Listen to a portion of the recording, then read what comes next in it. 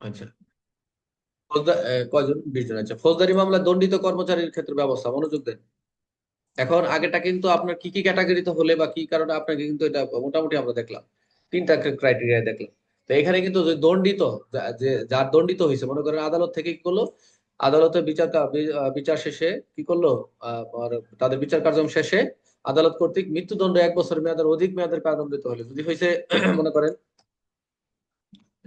যে কোনো সরকারি কর্মচারী ফৌজদারি মামলা আদালত কর্তৃক মৃত্যুদণ্ড, প্রথম হচ্ছে যদি মৃত্যুদণ্ড দেয় বা 1 বছর মেয়াদের অধিক যদি দেয়, তাহলে উক্ত দণ্ড আদেশের রায় তারিখ থেকে চাকরি তাৎক্ষণিক বরখাস্ত করবে। এটা তো দণ্ড হওয়ার সাথে সাথে তো চাকরি থেকে তাৎক্ষণিক বরখাস্ত হইবে। এটা হলো মূল কথা, ভালো মনোযোগ দেন শুধু। যে সরকারি কর্মচারী যদি, এই সরকারি কর্মচারী ফৌজদারি মামলা যদি কোনো মৃত্যুদণ্ড বা 1 বছরের অধিক কারাদণ্ডে দণ্ডিত হয়, তাহলে ওই দণ্ড দেওয়ার সাথে সাথে বা রায় আদেশ হওয়ার তারিখ হতেই চাকরি হইতে তাৎক্ষণিক বরখাস্ত হইবে, ওই তারিখ থেকে, যেদিন থেকে। আমরা তো নর্মালি সাময়িক বরখাস্ত করে, আমরা যখন মামলাটা হয় তখনই তো সাময়িক বরখাস্ত হয়ে যায়, মামলাটা হওয়ার সাথে সাথে কর্তৃপক্ষ যদি জানতে পারে, তাই নয় কি? আচ্ছা, কোন 2 নম্বর বলছে, কোন সরকারি কর্মচারী ফৌজদারি মামলায় অনুরোধ 1 বছর মেয়াদের কারাদণ্ড উভয় দণ্ড যদি নিয়োগকারী কর্তৃপক্ষ নিম্নবর্ণিত যে কোন দণ্ড দিবে। আগেটা কিন্তু মৃত্যুদণ্ড বা 1 বছর বা বলছে, আর এখানে ডাইরেক্ট বললো যে যদি 1 বছর দণ্ড দেয় কারণ, তাহলে এই কি কি দিবে, তিরস্কার দিবে, নির্দিষ্ট মেয়াদের জন্য পদোন্নতি বেতন স্থগিত করবে, নিম্ন পদ বা নিম্ন বেতন স্কেলে অবনতি করবে, অথবা কোনো আইন বা সরকারি আদেশ অমান্য করলে, অবহেলার কারণে সরকারি বা সম্পত্তির ক্ষতি হলে যথাযথ ক্ষতিপূরণ আদায় করবে। এটা কি লঘু না গুরু, রবিক ভাই? গুরুদণ্ড স্যার, গুরুদণ্ড। হ্যাঁ, লঘু স্যার, লঘুদণ্ড। একজনকে লঘু আর একজনকে গুরু। লঘু লঘু সাসপেনশন করতে লঘুদণ্ড তো স্যার। গুরুদণ্ড হবে। লঘুদণ্ড স্যার। এটা 100% লঘু। তাহলে এটা একজনকে স্যার সব- লঘু। আচ্ছা, এখন কথা আছে, এই যে আপনাকে দণ্ডটা দিল, এই এই যাই থাকুক না কেন, একে এই দণ্ডের ক্ষেত্রে একে যাই থাকুক না কেন বলছে, রাষ্ট্রপতি যদি সন্তুষ্ট হন, মানে যে আপিল, যার কাছে আপিল করবে রাষ্ট্রপতি এটা, এই মামলাগুলো ওই দেখলেন তো, দুর্নীতি, তারপর হচ্ছে এই যে অবমাননা, তারপর হচ্ছে আরো সব সরকারি সম্পদ, মানে এই যে ক্রাইটেরিয়া গুলো দেখলাম, যে এই যাইতে হোক না কেন, রাষ্ট্রপতি যদি এই মনে সন্তুষ্ট, আদালত কর্তৃক কারাদণ্ডে দণ্ডিত চাকরিতে বরখাস্ত কোনো ব্যক্তির অনুরূপ বরখাস্ত হইতে অব্যাহতি বা বিশেষ কারণ পরিস্থিতি রয়েছে, মনে করে আপনি দিছে, কিন্তু রাষ্ট্রপতি যদি মনে করে যে কোনো কারণে যে দণ্ডিত করছে ঠিক আছে, কিন্তু তাকে তাকে অব্যাহতি করার বিশেষ কোনো অব্যাহতি দেওয়া যেতে পারে, এরকম কোনো বিশেষ পরিস্থিতি রয়েছে, তাহলে তিনি কি কি করবে, উক্ত ব্যক্তিকে অব্যাহতি প্রদান করতে পারবেন, অনুরূপ আদেশ কর্মচারী চাকরিতে পুনর্বহাল করবে। এই যে এখানে 3 নম্বরে একটা রিটার্নের প্রশ্ন, প্রত্যেকটা এই এই যেগুলো পড়াইতেছে রিটেনের জন্য, এখান থেকে ভিতর থেকে প্রশ্ন দিয়ে দিবে, খেয়াল রাখবেন।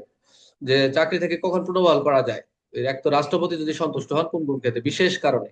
আচ্ছা, আরো একটু দেখেন, যদি এরকম পুনর্বহাল করে, তাহলে এই যে আমরা দুইয়ে যে দেখলাম, এই যে দুইয়ে যদি দণ্ডিত হয়, যে দণ্ডগুলো দেখলাম, এই দণ্ডিতের ক্ষেত্রে যে নিয়োগকারী কর্তৃপক্ষ কি করবো, বিভাগীয় কার্য দ্বারা রুজু করা কারণ দর্শানোর প্রয়োজন হবে না, এবং এতদুদ্দেশ্যে আদেশ আপিল যোগ্য হবে না, এবং তার বিভাগে কার্য দ্বারা রুজু করার কারণ দর্শানোর কোনো প্রয়োজন নাই, এবং আপিল করার কোনো সুযোগ নাই, কারণ দণ্ড হইতে হয়েছে। যদি দণ্ড হয়ে যায় তাহলে তার কিছু করার নাই, আর তো দণ্ড ট্রু, আর যদি না হয় তাহলে আলাদা বিষয়। তবে কথা আছে 5, মনোযোগ দেন, এইটা হলো আরেকটা রিটেনের প্রশ্ন, এটা দুইটা রিটেনের প্রশ্ন, 5-এর ক, খ এবং 6। এখানে রিটেনের প্রশ্ন দেখেন, ফৌজদারি মামলায় আদালত কর্তৃক আরোপ দণ্ডাদেশের পরীক্ষা, এটা সরাসরি এভাবে পরীক্ষা আসছে, আপনাদের দেখবেন আপনাদের বিগত সালের প্রশ্ন এরকম আসছে পরীক্ষায়, যে ফৌজদারি মামলায় আদালত কর্তৃক আরোপিত দণ্ডাদেশের প্রেক্ষিতে পরবর্তী করণীয় কি, ডাইরেক্ট বলছে। তাহলে যদি ফৌজদারি মামলায় আরোপিত দণ্ডাদেশ দেয়, প্রকৃতি কি হবে, চাকরি থেকে অধীনে যে বরখাস্ত ব্যক্তি পরবর্তী আপিল আদালত কর্তৃক খালাসপ্রাপ্ত হলে তাকে পুনর্বহাল করতে হবে। যদি বরখাস্ত হয় তাহলে পরবর্তী আপিল আদালত কর্তৃক খালাসপ্রাপ্ত, যদি আপিল করার পর যদি খালাস হয় তাহলে চাকরিতে পুনর্বহাল করবে। বুঝতে পারছেন? যে যে বরখাস্ত ব্যক্তি বা আপনি বা আমি, যদি আমরা প্রথমে আপিল করি তাহলে আদালত কর্তৃক যদি খালাসপ্রাপ্ত হয় তাহলে চাকরি পুনর্বহাল হবে, এটা হলো দণ্ডাদেশের বিরুদ্ধে। আর এটা বলছে যে দণ্ডিত ব্যক্তি যদি পরবর্তী আপিল আদালত খালাসপ্রাপ্ত, যদি আপিল কর্তৃক খালাসপ্রাপ্ত হয় তার উপর আরোপিত দণ্ডাদেশ প্রত্যাহার করবে। দুইটা বিষয়, একটা চাকরিতে পুনর্বহাল আর দণ্ডাদেশের প্রত্যাহারের দুইটা বিষয় ফৌজদারির ক্ষেত্রে। আর 6 নম্বর বলছে, অবশ্যই যদি খালাসপ্রাপ্ত হন, আমি আপনার যাই হোক, কোনো কর্মচারী অবসরে গভর্নর বয়সের উপনীত হইলে, মানে আমরা যদি যে আমরা অনেক সময় যে না 20 বছর 30 বছর মামলা চলে, অবসরে টাইম হয়ে যায়, এরকম হয় যে কোনো কর্মচারী অবসরে গভর্নর বয়সে উপনীত যদি হয়ে থাকে, তাহলে সংশ্লিষ্ট পদ বা চাকরি বিলুপ্ত ঘটিলে, যদি পদ বা চাকরি বিলুপ্ত ঘটে তাহলে চাকরিতে পুনর্বহাল করা যাবে না, তবে তিনি সরকার কর্তৃক নির্ধারিত আর্থিক সুবিধা প্রাপ্ত হবেন। এরকম হয় যে খালাসপ্রাপ্ত কোনো কর্মচারী, এই ক্রাইটেরিয়া হলো অবসর গমনের বয়সে উপনীত হলে তাহলে সংশ্লিষ্ট পদ বা চাকরি বিলুপ্ত যদি ঘটে তাহলে চাকরিতে পুনর্বহাল করা যাবে না, দরকার নেই। তবে তিনি সরকারের যে সুযোগ নির্ধারিত আর্থিক যে সুবিধা প্রাপ্ত হবে, জাস্ট এগুলো পাবেন না, পুনর্বহাল করা যাবে না। ভালো করে মনোযোগ দিবেন, যেগুলো যেগুলো শর্ট শর্ট করবা যাচ্ছে কষ্ট হলে পড়ে নিবেন, যেহেতু আমাদের পরীক্ষার একটা পাচ্ছি, একটু পড়ে নিবেন। আর এই পিডিএফটা আমি কালকে দিয়ে দিব, অসুবিধা নেই, সকালে দিয়ে দিব না, যতটুকু লিখছি আর কি। আপনাদের তো আছে এখানে, মানে রাজু রফিকে বলছেন যে এটা একটু কম আছে নাকি কি জানি, একটু ত্রুটি আছে, ঠিক আছে, এটা আমি করে দেবো।